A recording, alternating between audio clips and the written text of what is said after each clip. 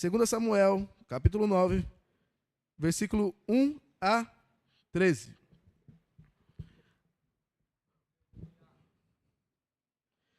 Diz assim a voz do Senhor.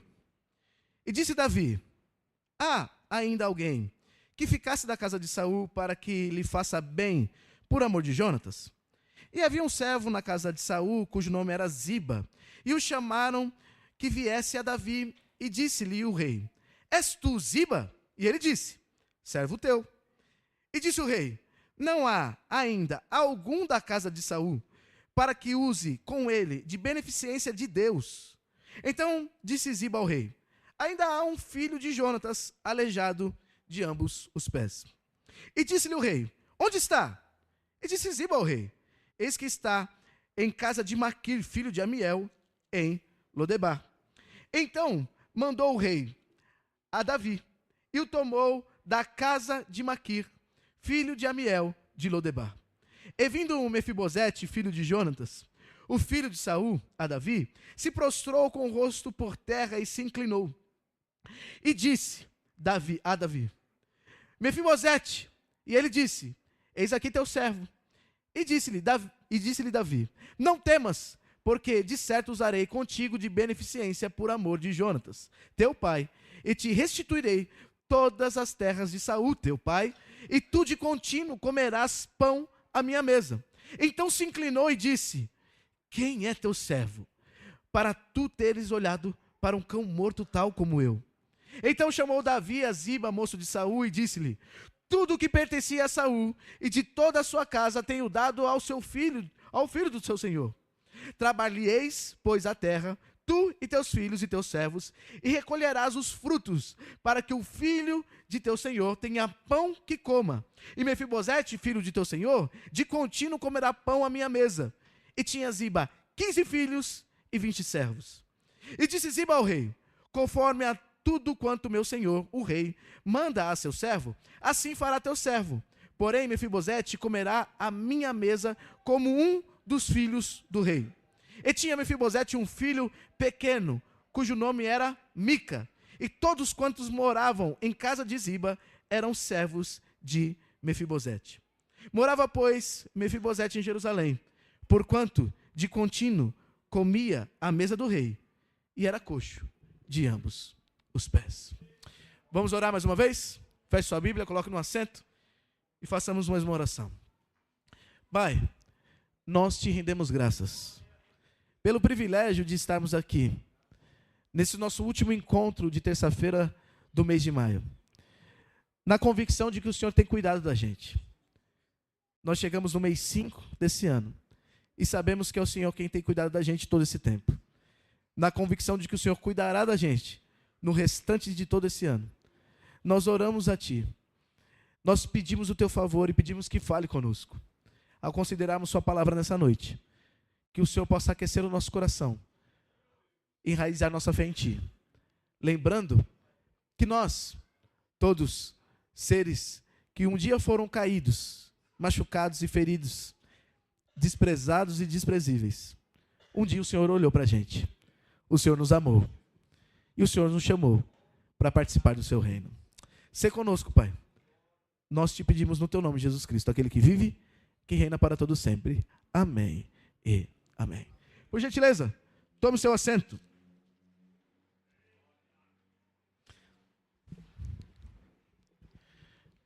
Bom, provavelmente aqui nós tenhamos irmãos, ou a maioria dos irmãos, já ouviram falar, conhecem a história de um dos contos de fadas mais famosos do tio Walt Disney, da Walt Disney, que é o conto da Cinderela. O conto da Cinderela, ele é muito potente, muito forte e foi muito difundido, não apenas pela sua literalidade, mas pela sua representatividade. Aquilo que Cinderela representa na história das pessoas. Talvez tenham pessoas aqui que não lembram como é esse conto. Ou tem alguns aqui que já se esqueceram, porque faz tanto tempo que assistiram o desenho, ou que ouviram essa história. Eu gostaria de relembrar com vocês rapidamente. Vamos lembrar que Cinderela é filha de um comerciante que tem bastante posse, bem-sucedido, que decide se casar após perder sua esposa. E aí, quando ele se casa, ele já se casa com uma mulher que tem 2 filhas, que vai ser a madrasta de Cinderela com essas 2 meia-irmãs dela. Pois bem, eles se casam, e o que vai acontecer? O pai de Cinderela vai morrer. Isso faz com que Cinderela fique órfã. A situação de Cinderela não é boa, é triste, é complicada. Ela estava lá no auge e teve que descer lá para baixo. Pois bem, tanto é que a história de Cinderela é complicada, que o nome dela não é Cinderela. O nome dela é ela apenas. Cinderela é uma ignomínia. O que é uma ignomínia? Um nome, um apelido que as pessoas dão para uma pessoa se referindo àquilo que traz mais vergonha para ela. Por exemplo, na adolescência a gente viveu isso. Quem aqui não teve um apelido de adolescência que ressaltava alguma coisa que você não gostava? Por exemplo, na minha turma, a gente tinha na mesma turma o Cabeção, o Dentuço, o Remela, o Bisteca. Tinha o meu apelido, que eu não vou contar para vocês. Mas aí o que acontece? Isso é uma ignomínia. Alguma coisa vexatória, que chama atenção, e você nomeia a pessoa por conta disso. E é o que acontecia com Cinderela, o seu nome não era Cinderela. Cinder vem por conta das cinzas que ficavam em seu cabelo. Ela fazia todos os afazeres domésticos, limpava a chaminé da casa.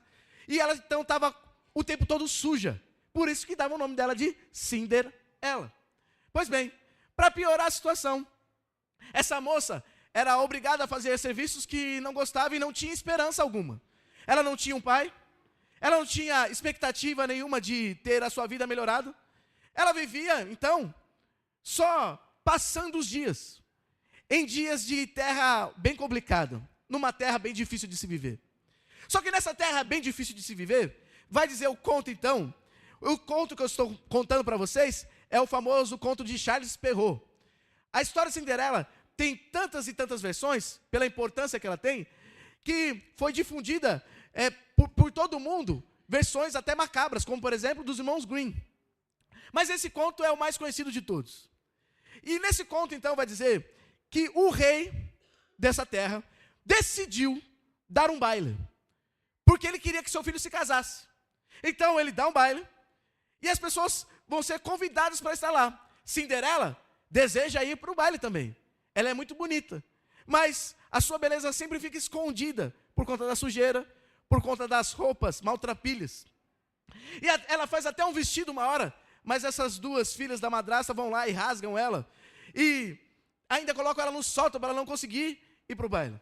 Aí vocês conhecem muito bem, aparece uma fada madrinha, que os animais da floresta vão ajudar a fazer o vestido dela, beleza. E ela vai até o baile. Chegando lá no baile, ela está bela, belíssima, incrível. Chega com uma roupa vislumbrante, numa carruagem que chama atenção. Anda com sapatos de cristal, o que faz com que todo o salão pare. Então ela vai lá para o meio do salão, ela e o príncipe começam a conversar. E talvez a conversa fosse a seguinte: o príncipe vira para ela e fala assim: como está, Santa Varoa? Ela vira para ele: estou bem, Santo Varão, e você? E aí continuou a conversa. E a conversa foi boa. E aí eles delongam nessa conversa a noite toda. Só que aí vai dar meia-noite, Cinderela precisa ir embora. Aí quando ela começa a agitar para ir embora, e ela dizendo para o príncipe: não posso ficar, não posso ficar, ela foge dele. Fica uma coisa para trás, um sapatinho de cristal. Cinderela vai embora para sua casa e volta para sua rotina. O que o rei começa a fazer? O príncipe começa a fazer.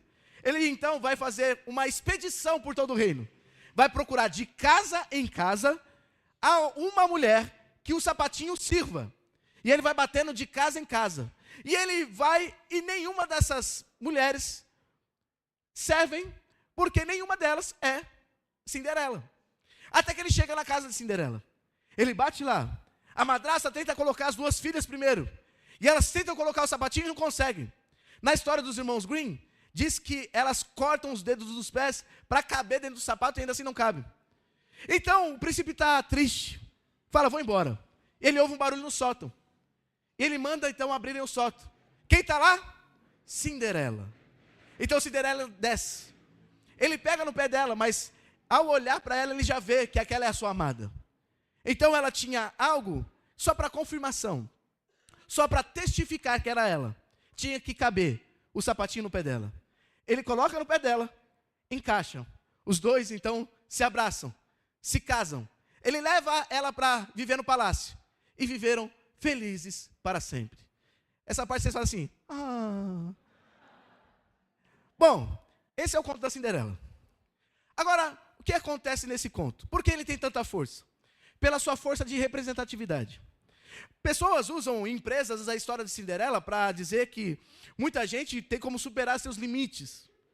Às vezes a gente toma uma história como essa para a gente, e a gente acaba tendo uma ideia parecida com essa de Cinderela. Qual é a menina de 15 anos que nunca sonhou, estando em casa um dia de castigo, chega o seu príncipe encantado, num cavalo branco, lá para resgatá-la e para levá-la para morar em Dubai? Aleluia! O que acontece? É a representatividade. Só que, o que eu vim contar para vocês nessa noite, não foi a história de Cinderela. Foi uma história muito parecida com a história de Cinderela. Mas antes de contar essa história, eu gostaria de contar uma outra história. A história que nós lemos aqui. A história desse moço chamado Mefibosete, que vai parecer muito com a história de Cinderela. Vejamos como isso acontece. No capítulo 8, no finalzinho de capítulo 8, está falando sobre como Davi venceu vários reis e como se estabeleceu bem. E no último versículo do capítulo 8 vai dizer que os filhos de Davi todos eram príncipes. Beleza. E aí na sequência, nós vamos ver que Davi vai então, tendo seus filhos príncipes, bem estabelecido no reino. Lembre-se, nós vimos na semana passada, ele já fez Jerusalém a capital civil e religiosa de Israel. Ele venceu várias batalhas. Ele foi lembrado pelo Senhor de que ele está nessa posição não porque ele é bom demais, mas porque o Senhor tinha colocado ele, tirou ele de trás das malhadas e colocou ele para se assentar com os príncipes. Ou, na verdade, para se assentar no trono. Pois bem, quando chega ali então, nesse momento, Davi não precisa cumprir uma promessa que havia sido feita. Ele não precisa. Mas aqui nós vemos a característica de alguém que é do reino de Deus. Que normalmente há misericórdia do Senhor. Nós que somos receptores da misericórdia do Senhor, somos também aqueles que oferecem, ou melhor, que expõem a misericórdia do Senhor, que estendem a misericórdia do Senhor. Nós somos o povo que é o verdadeiro testemunho da misericórdia do Altíssimo. Por isso que não combina com crente, não combina com o reino de Deus, serem pessoas que não estendem a mão, que não falam de uma segunda chance, de que não pregam um amor que é incondicional, que traz condições, mas é incondicional, de que fala ao próximo que ele tem sim alguém que se preocupa com ele, que deseja se relacionar com ele, apesar dos pesares. Nós vamos ver então que uma das características do discurso do reino de Deus é daqueles que espalham a palavra da misericórdia, porque um dia, pela misericórdia, foram também alcançados. Nós somos agentes da misericórdia do Senhor. Nós não agimos aqui nesse plano físico sem ser pela misericórdia dele. Afinal de contas, é por conta da misericórdia dele que nós estamos de pé, porque elas se renovaram nessa manhã. Então nós somos agentes para espalhar essa fala da misericórdia, esse jeito misericordioso de ser. E Davi vai mostrar isso. E aí, Davi está lá no seu reino, no palácio. E ele chega para os seus súditos e diga: olha, não tem ninguém aí para que eu faça bem, ninguém da casa de Saul, para que eu faça bem por amor a Jonatas. Lembre-se que Davi tinha feito uma promessa para Jonatas. Isso está lá em 1 Samuel. Temos no capítulo 20, que Davi vai dizer: olha, se eu morrer, você cuida dos meus filhos. Se você morrer, eu cuidarei dos seus filhos. Nós vemos então que Davi, mesmo estando no mais alto posto, ainda se considera alguém que deve ser obediente àquilo que o Senhor lhe ordena, porque ele deu a palavra. Então Davi vai cumprir com essa palavra. E ele diz: não tem ninguém que eu possa agir de beneficência, que eu possa agir de misericórdia. A palavra aqui é interessante, vai aparecer 3 vezes. E olha que coisa legal. No Antigo Testamento, ao todo, ela não aparece tantas vezes assim. Mas só nesse texto ela vai aparecer 3 vezes. Qual a palavra é? Hesed, misericórdia, beneficência, benevolência. Tem alguém que eu possa agir de misericórdia da casa de Jonatas? Ou da casa de Saul? Por amor a Jonatas? O que Davi está estabelecendo? Que agora ele precisa agir com misericórdia para com alguém, não que caiba num sapatinho de cristal, mas alguém que tenha o sangue da promessa. Se ele tiver o sangue da promessa, se ele for filho de Saul, descendente de Jonatas, então ele vai encaixar direitinho, porque ele tem o sangue da promessa. Tem alguém assim? E aí? Diz o texto que tinha um certo Ziba, que era da casa de Saul e que está trabalhando na casa de Davi agora. E esse Ziba vai dizer para o rei: olha, rei, o que o senhor está procurando aí, eu sei de alguém. E é interessante que Davi diz: eu quero agir de Hesed Elohim, eu quero agir da beneficência de Deus para com alguém, demonstrando que toda a bondade que nós opera não começa da gente, mas primeiro vem do Senhor. Se você acha bonzinho demais, se você acha que você é benevolente demais, que você é bondoso demais, não se ache tanto não, viu, meu querido irmão? Porque isso não vem de você, isso vem do seu Senhor. Pois bem, aí Ziba vai dizer: eu conheço um que vai encaixar exatamente como você quer, que tem o sangue da promessa. Mas veja que coisa interessante. Ele diz: um filho de Jonatas, mas não diz o nome. Primeiro ele vai dizer a condição que ele está. Ele diz: eu conheço um filho de Jonatas que é aleijado de ambos os pés. Talvez Ziba queira desacreditar o rei, desestimular o rei, desencorajá-lo. Você vai agir de misericórdia para alguém que não merece? Alguém que é indigno? Alguém que não consegue nem andar com as próprias pernas? Ou talvez Ziba está falando isso para o rei não criar muita expectativa e depois cair do cavalo. Mas o que a gente vê que é interessante é que Ziba fala primeiro da condição desse homem. Não fala nome, não fala localidade, fala: olha, ele é aleijado de ambos os pés. A gente conhece essa história. Acontece lá em 2 Samuel capítulo 4. O que acontece ali? Lá na montanha de Gilboa, os israelitas vão perder a batalha para os filisteus.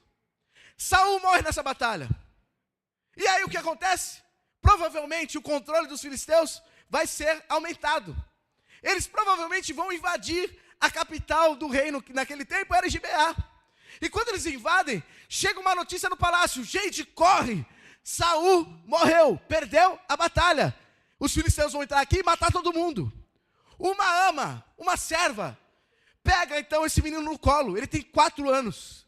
E tentando lhe salvar a vida, ela condena ele para sempre. Porque diz o texto que ela tropeça, cai. E naquele instante ele fica aleijado de ambos os pés. O que é aleijado de ambos os pés? Ele pode ter caído com 4 anos do colo dela e ter batido na parte das suas costas e ter ficado paraplégico. É possível isso ter acontecido. Mas pelo aquilo que a gente já conhece do texto antigo, o que provavelmente aconteceu é que teve uma queda e ele teve fraturas múltiplas, quebrou a perna em vários lugares. Então não tinha como restabelecer, colocar as talas de gesso. E o que acontece é que com as suas pernas quebradas, o osso vai restaurando do jeito que está. Provavelmente então esse homem tem as pernas todas tortas, todas danificadas. A vergonha dele dá para se ver de longe. Quando ele está caminhando, as pessoas olham e falam assim: olha, está vendo? Aquele ali é coxo, é aleijado. Ou então, de longe, ele sentado, as pessoas olham para a perna dele e falam assim: isso é uma vergonha. Ele tem grandes dificuldades, grandes problemas. Que homem desprezível é esse? Que não pode nem se sustentar sozinho. Mas aí a gente olha para essa história e parece que isso é terrível demais. Mas aí a gente vai ver que ela pode ainda piorar. Porque além disso, Davi vai demonstrar ainda interesse por ele. Davi vai mostrar que ainda está com vontade de derramar da misericórdia do Senhor para com a vida dele. E a gente vê que apesar de Ziba tentar desencorajar o rei, de Ziba tentar desestimular o rei, Davi não está ali por questões de mérito. A ação de Davi não é por questões de mérito para dar para quem merece mais, mas Davi está sendo movido pelo próprio Senhor para fazer por aquele que necessita mais. não por aquele que merece mais. Porque Davi está baseando as suas ações na misericórdia do Senhor. E aí então ele pergunta, onde ele está? Fala para mim. Ziba diz, ele está na casa de Maquir, filho de Amiel. E aí vem a outra pedrada. Fica lá em Lodebar. A gente tem várias possibilidades de tradução para essa palavra. Lo significa não. E devar vem da palavra davar, que significa tanto palavra como coisa. Se a gente juntar então as duas palavras, vai dar lugar de coisa nenhuma. Ou lugar de silêncio. Significa que esse homem saiu do palácio. Saiu da casa ali dos israelitas, que era mais pomposa, luxuosa, e foi para um lugar de coisa nenhuma. Foi para um lugar de silêncio, um lugar onde não tem esse motivo para celebrar, um lugar onde não tem motivo para cantar, um lugar que não tem motivo para agradecer, um lugar que você não consegue ver prosperidade em nada, um lugar difícil, um lugar complicado de se viver, um lugar onde você não pode nem ter esperança mais. Pois é. Davi olha então para a situação dele e diz, manda chamar esse homem. Manda chamar ele, porque ele ainda tem o sangue da promessa. Manda chamar ele. Então vão lá chamar ele, e aí nos apresentam o seu nome, Mefibosete. Talvez a troca do nome aqui no livro de 2 Samuel seja pelo fato de que após a vergonhosa miscelânea do povo de Deus com Baal, então para esconder o nome de Baal, eles colocaram Mefibosete, que significa aquele que faz frente à vergonha. Lembrando então, que esse homem era chamado todas as vezes que mencionavam o seu nome, era lembrado da sua vergonha. Todas as vezes que faziam menção dele, que iam chamar ele para qualquer coisa, não chamavam ele para o seu nome, mas sim por aquilo que trazia vergonha para ele. Ele era lembrado constantemente, não apenas olhando para suas pernas, mas quando ouvia o seu nome na boca das pessoas. Que ele tinha muito do que se envergonhar. Ele não tinha nada para se alegrar, para se orgulhar. Ele não tinha motivo algum, nem para desejar continuar vivendo. Mas o que é interessante é que a gente vai ver que esse Mefibosete, ou Mefibosete, foi chamado para ir até o palácio. Isso tudo porque ele tem o sangue da promessa. Quando chega no palácio, ele está desesperado. Diz o texto que ele se prostrou com o rosto em terra e se inclinou. Por que ele fez isso? Ele não poderia achar que Davi estava levando ele para honrar ele? Claro que não. Claro que não. Ele estava preocupado. E a vida pode estar difícil. A vida pode estar desesperadora. A vida pode estar muito complicada. Mas se tem uma coisa que o ser humano nasceu, é com esse senso de sobrevivência, o instinto de sobrevivência. A vida está difícil para Mefibosete, mas ele não quer morrer. Ele não quer ser executado. E isso, aparentemente, é o que Mefibosete acredita que vai acontecer. Por dois casos. Em 1 Samuel, nós vemos Saul trazendo outros reis para ficar ao pé da sua mesa, ficar como prisioneiro, para ele ficar de olho nesse outro rei. Já em 1 Reis, nós vamos ver reis matando a descendência de outros reis, exatamente para eles não reclamarem o trono. Então, Mefibosete pensa, quem sou eu? Eu sou um miserável. Eu não vou conseguir pedir o trono. Eu não vou conseguir armar uma revolta. Eu não vou conseguir fazer alguma coisa para tomar o trono de Davi. Porque ele quer me matar. Irmãos, a vida pode estar difícil, mas enquanto a vida há esperança. Ninguém quer morrer. Por mais que a vida seja difícil. Ninguém quer morrer. Por isso que nós devemos levar com seriedade uma depressão, por exemplo. Porque o instinto da pessoa de tirar a sua própria vida é que ela chegou na última fase da sua vida, porque ninguém quer morrer. Se você tentar fazer qualquer coisa com qualquer ser humano, tentar tirar a vida dele, ele vai lutar para viver. Eu lembrei de uma história. Eu fui fazer um culto fúnebre uma vez. E eu já fiz muitos cultos como esse. E eu cheguei lá a fazer o culto fúnebre, fiz tudo que nossa organização manda, tudo que nossa igreja diz para que a gente possa nos organizar, liturgicamente falando. E quando eu cheguei lá, fiz o que a gente sempre faz. A gente faz uma oração, dá a palavra para os familiares, dá uma palavra de conforto aos familiares, canta alguns hinos da harpa, se coloca à disposição como igreja, se coloca à disposição aos familiares, abraça eles nesse momento terrível. E a gente fez o que costumeiramente a gente faz. Chegou o momento mais solene, o momento de sepultar. E a gente caminhou então para o momento do sepultamento. Isso porque eu sempre aviso. Eu sempre digo, olha, se tiver alguém que não está pronto para esse momento, fica aqui, não tem problema nenhum. Você já prestou sua homenagem à família. Já demonstrou à família o seu respeito. Não precisa ir até a parte do sepultamento se você não aguentar, se você não conseguir. Eu sempre aviso. E aí a gente foi para o sepultamento. Quando foi para o último ato, um dos membros da família, obreiro, começou a falar. Me leva com ele! Eu quero ir com ele! Eu vou com ele, eu não vou aguentar a vida sem ele! E os familiares tentando acalmar, falaram assim, fica quieto, fala mais baixo. E quanto mais tentavam acalmar, mais gritava. E começava a gritar a um ponto que começou a atrapalhar o sepultamento do lado. E gente, nós somos testemunhos. Nós damos bom testemunho até momento como esse. Porque o crente tem esperança até no momento como esse. A gente não entra em desespero não. A gente sabe que a gente está guardado no Senhor. Então no momento como esse, a gente não entra em desespero.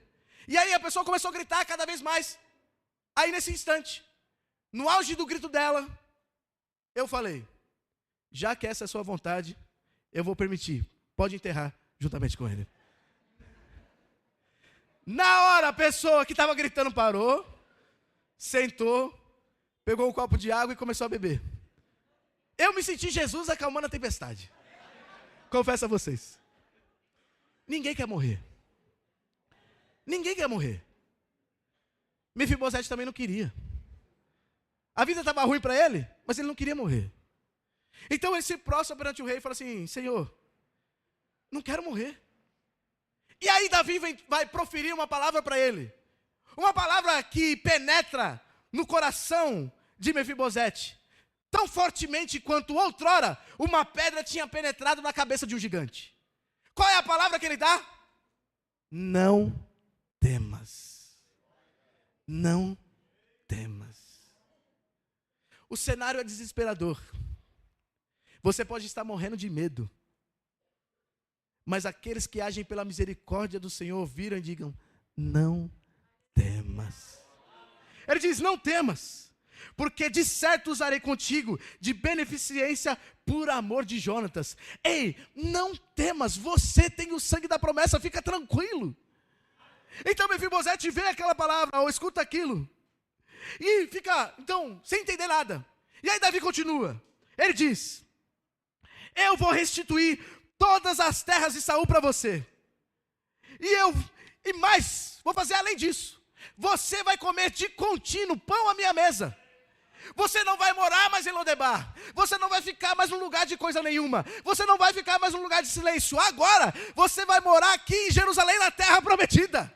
Num lugar de abundância, num lugar de abastança, num lugar de celebração. Mefibosete recebe aquela palavra, fica olhando. E o que ele vai fazer? Mefibosete vai fazer o que a gente deixa de fazer nos nossos cultos. Diz o texto que Mefibosete se inclina e vira para Davi e diz, quem é teu servo para tu teres olhado para um cão morto tal como eu? Mefibosete se via como um cão morto. E cão naquela época não é igual aos cães nos dias de hoje não. Inclusive hoje tem até um negócio chamado pai de pet. Já ouviu falar disso? Pai de pet. Que trata o cachorro melhor do que trata os filhos. O cachorro tem que comer brócolis, os filhos que comem a pizza. Não, e ainda, piora até a situação. Tem vezes que esses pais de pet deixam o cachorro lamber a boca deles.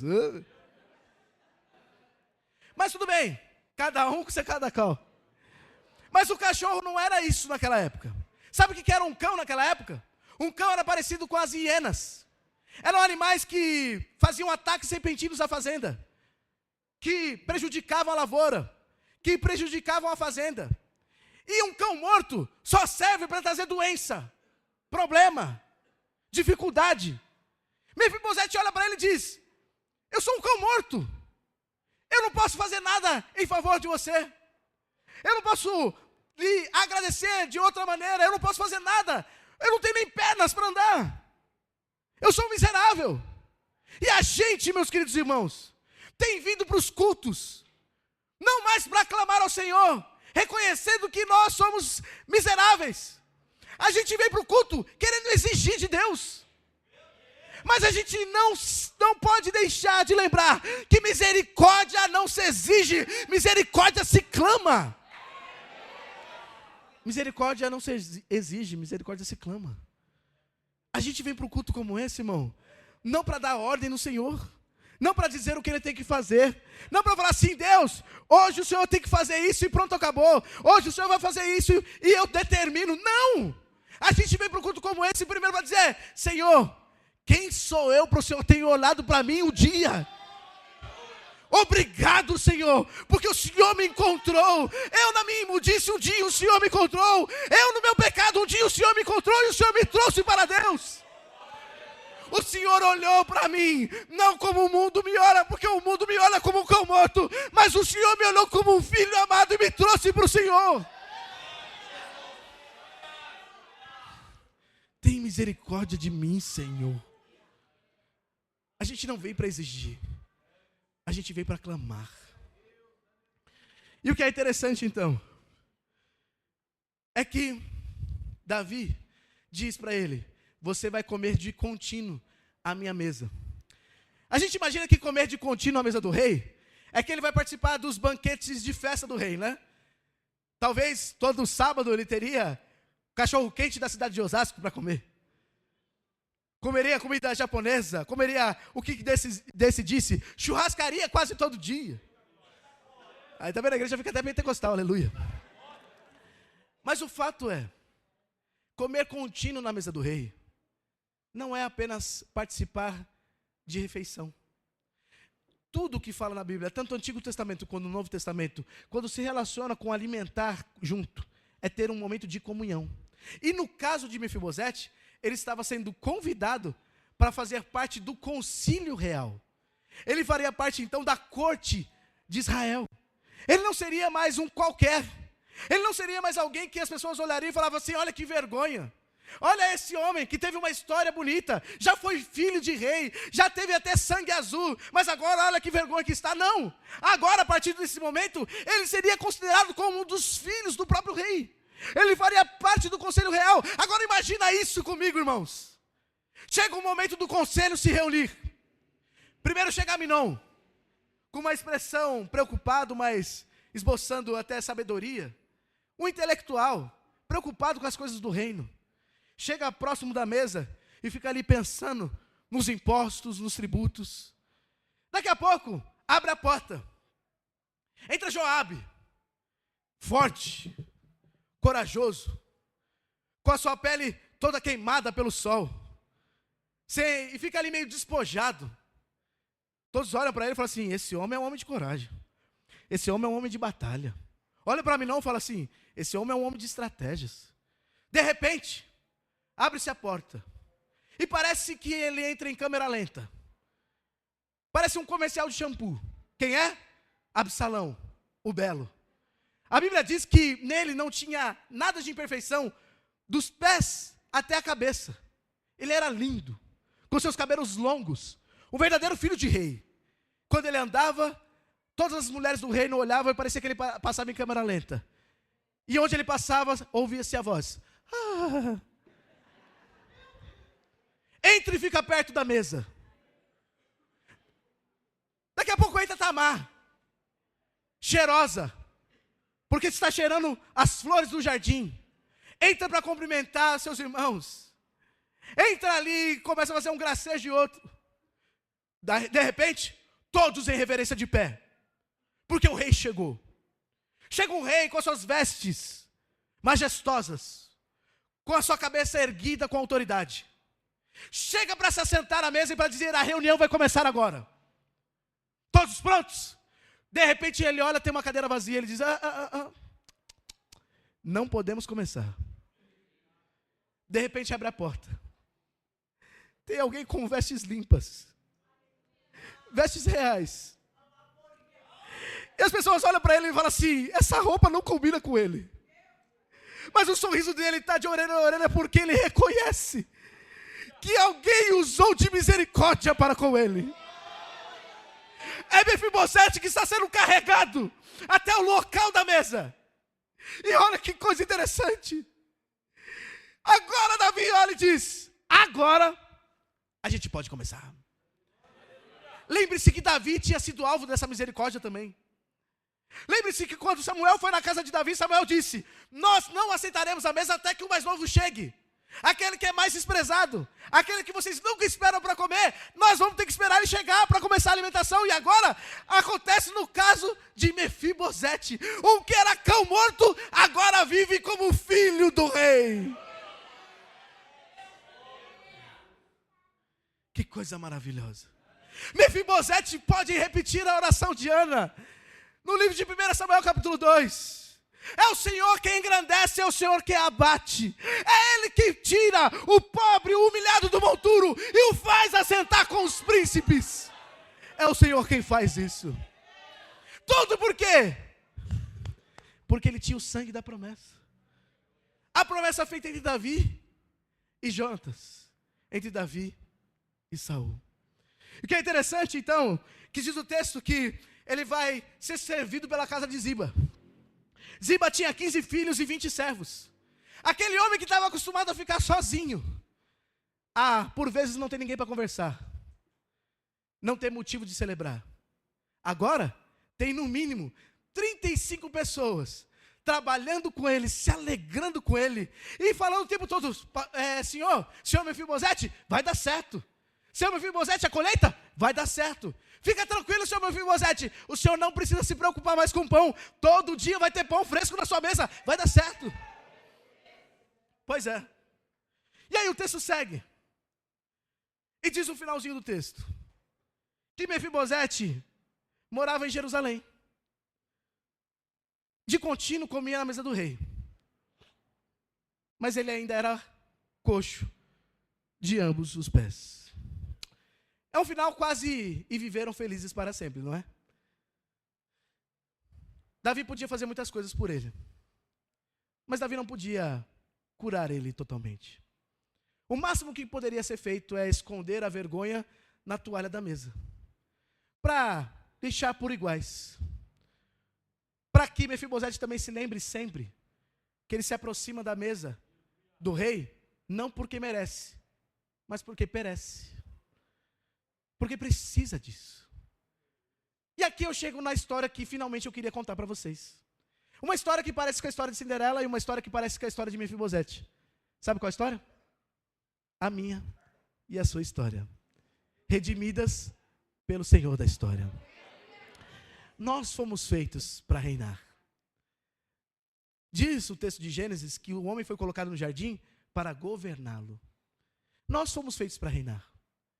Mas, por conta de uma queda, isso nos tornou, então, deformados. Fomos destituídos. Viemos para uma terra que não tem esperança. Ou qual esperança você põe nesse mundo vil? Numa terra onde espinhos e abrolhos nascem. Onde o homem vive do seu suor e nem sempre dá certo.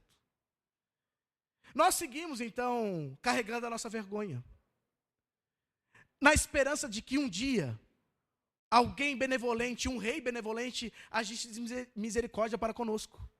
E qual é a boa notícia? Isso aconteceu. Isso aconteceu.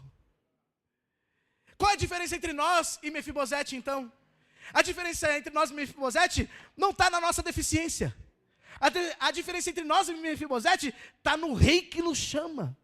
Porque esse rei que nos chama para se assentar juntamente com ele, este rei é aquele que diz, olha, se você deixar com que eu faça morada no seu coração, se você abrir a porta do seu coração e permitir que eu more aí, você também reinará juntamente comigo, trocarei as suas vestes, você usará vestes reais, você comerá pão continuamente na minha mesa, e mais do que isso, o seu corpo será totalmente transformado.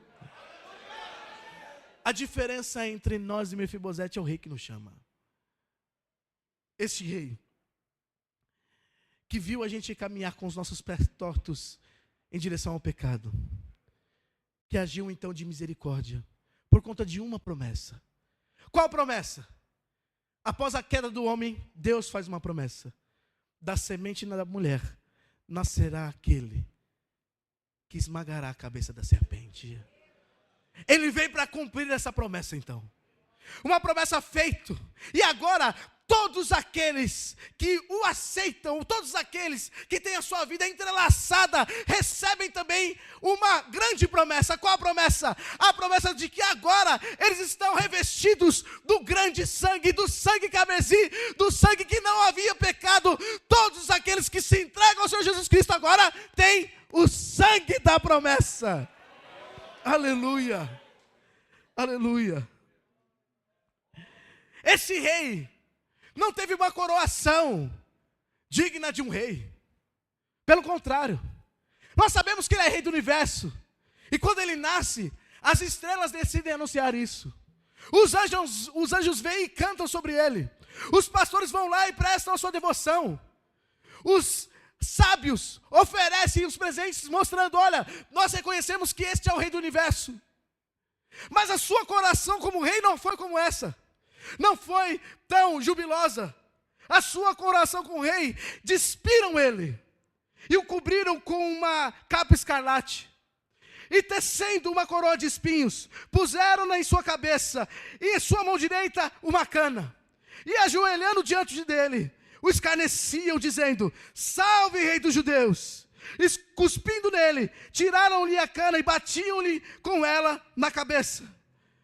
Nosso rei suportou tudo isso, passou por tudo isso, e é o que celebramos nessa noite, porque o nosso rei, que era bendito, se fez maldito, morrendo como escravo, para tornar bendito todo esse povo que era considerado maldito, e nos deu um lugar para se assentar na sua mesa.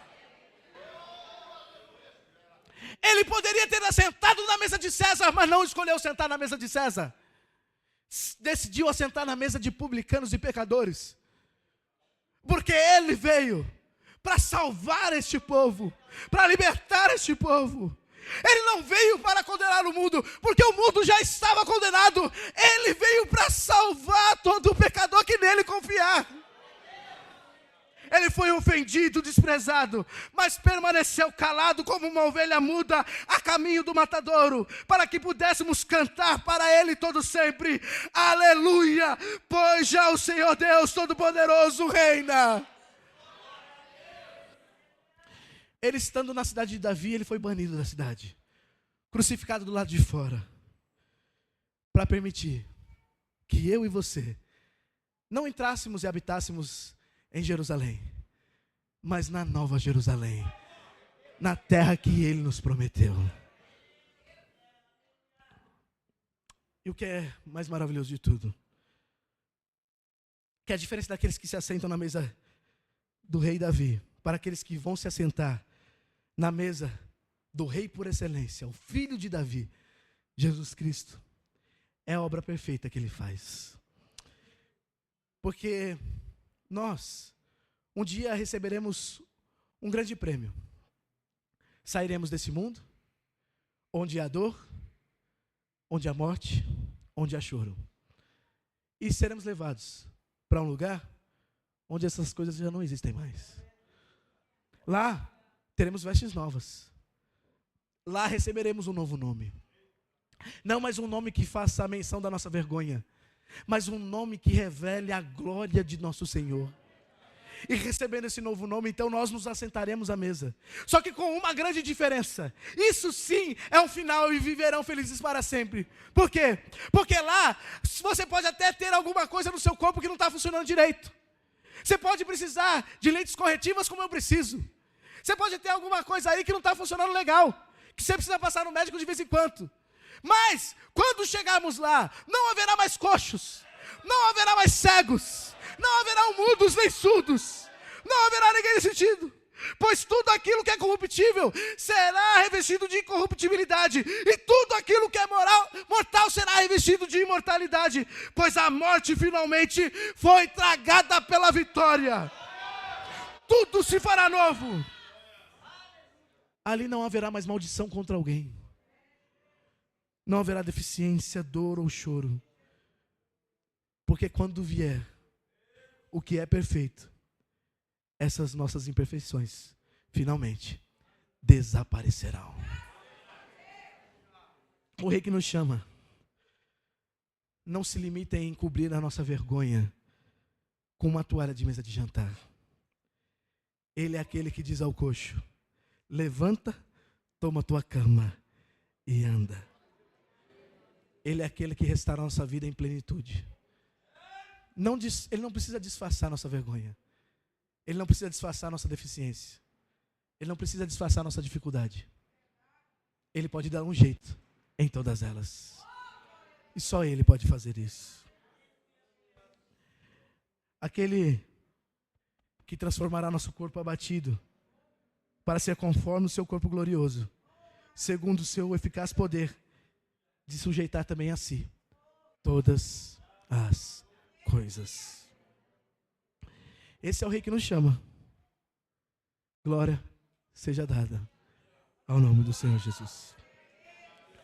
É por isso que a gente se encontra aqui, não para exigir nada, muito menos misericórdia. Porque misericórdia não se exige, misericórdia se clama. E a gente tem que começar a lembrar que a gente não pode viver exigindo muita coisa. Porque afinal de contas, Ele já nos deu tudo. Ele já nos deu a salvação. Algo que jamais conseguiríamos por nossa própria força. Ele já nos deu. Ele já nos deu o fôlego de vida. Ele já nos deu a provisão. Ele sempre nos dá. Ele olhou para a gente e viu que a gente era desprezível perante os homens. As pessoas olhavam para a gente e diziam: eu não quero ele não. Enquanto ele olhou para a gente, talvez imundo pelo pecado, talvez deformado, e ainda disse: eu ainda quero eles. Eu ainda quero eles. É por isso que a gente precisa pensar que existe sempre um nivelamento para aqueles que se aproximam ao terreno próximo da cruz. Quando a gente chega próximo da cruz, só tem um jeito de chegar. Do jeito que Mefibosete chegou a Davi, de joelhos. Ninguém pode chegar aos pés da cruz de cabeça erguida, dizendo: eu cheguei aqui porque mereci. É por isso que no terreno da cruz, tudo é nivelado. E todos que se achegam de joelhos, têm um lugar à mesa. Agora, por que é que às vezes a gente se acha tão última bolacha do pacote, que não consegue olhar para o próximo e estender a mão, sendo que um dia nós fomos alcançados por essa misericórdia? A gente precisa fazer igual Mefibosete. A gente precisa vir a este local, reconhecer que a gente precisa de ajuda, que a gente não é digno de recebê-la, mas que Ele, pela sua misericórdia, nos concedeu. E lembrar que a nossa esperança não é aqui. Porque todos aqueles que confiarem no Senhor, que entregarem sua vida a Ele, por mais difícil que possa ser essa vida, tenha a convicção de que seu final não acaba aqui. Nosso final é muito diferente. É um verdadeiro final de, não que viveram no passado felizes para sempre, mas que viverão toda uma eternidade felizes para todo sempre. Às vezes a gente pode chorar aqui, irmãos. A gente pode ter dificuldade, pode ter aflição, pode ter momentos de tristeza, de amargura. Mas lembre-se bem, todos nós temos algo em que nos apegar, algo em que derramar a nossa esperança. Sabe o que é? Todos aqui um dia ouvirão trombetas tocando no céu, as nuvens se abrindo para que o Rei da Glória desça. E todos ouvirão então. Todos aqueles que entregaram a sua vida verdadeiramente a Ele. Que chegou o momento de viver feliz para sempre. Talvez seja assim que o nosso príncipe venha resgatar a gente nesse conto de fadas. Mas lembre-se muito bem. Ele não disse que nossa vida só seria difícil aqui. Também nós temos momentos em que teremos alegrias aqui também. Só é possível isso se a gente entregar nossa vida a Ele. É muito difícil que exista alegria longe dEle. Sabe por quê? Porque a vida com Jesus, ela é difícil, eu confesso isso. Não é fácil ser crente. É difícil. Mas a vida sem Jesus é impossível de ser vivida. Sabe por quê? Porque, no final de contas, todos nós guardamos em nosso coração a expectativa desse grande dia que chegará. E sabe por que eu sei que ele chegará? Porque ele prometeu. E tudo que ele prometeu, ele cumpriu. Abraão, quando foi sacrificar o seu filho, lá no Monte Moriá, ele deu um grito. E disse: não faça isso. Tinha um cordeiro ali no arbusto. Mas lembre-se que Abraão tinha deixado uma palavra profética ali. Qual era a palavra? Deus proverá para si o cordeiro.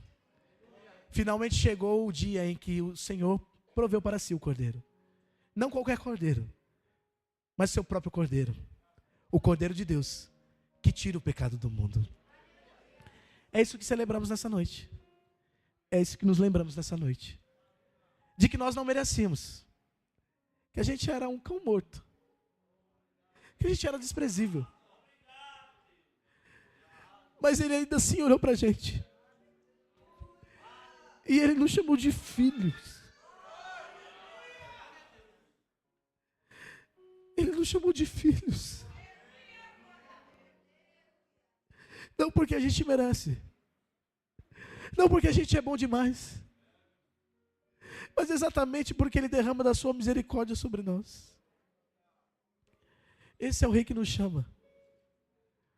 E todos aqueles que viverem para Ele, tenham a convicção de que um dia viverão felizes para sempre. Que Deus te abençoe.